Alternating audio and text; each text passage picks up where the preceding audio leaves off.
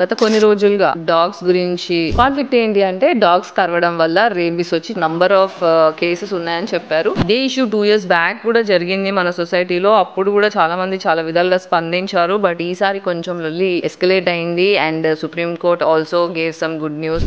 అంటే ఇప్పుడు మనం ఈ ప్రపంచంలో బ్రతుకుతున్నాం కదా, ఈ ఎర్త్ మొత్తం మనుషులకు మాత్రమే డిజైన్ చేయబడిందా? శివుడికి ద బెస్ట్ కంపానియన్ అనేది డాగ్ ని భైరవుడిగా మనం పాతకాలం నుంచి కొలుస్తాము, రెస్పెక్ట్ ఇస్తాము, సెలబ్రేట్ చేస్తాము. మనం కాదు, కోతులు, కుక్కలు, పులులు, సింహాలు, రకరకాల జంతువులన్నిటికీ ఎర్త్ అనేది ఇల్లు. మనం పుట్టి చచ్చేదాకా ఇది అందరి సొంతం.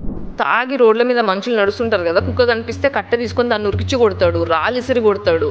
సొసైటీలో ఎన్నో ఏళ్ల నుంచి, తరాల నుంచి కుక్కలతో మనం కో ఎగ్జిస్ట్ అవుతున్నాం, సావాసం చేస్తున్నాం.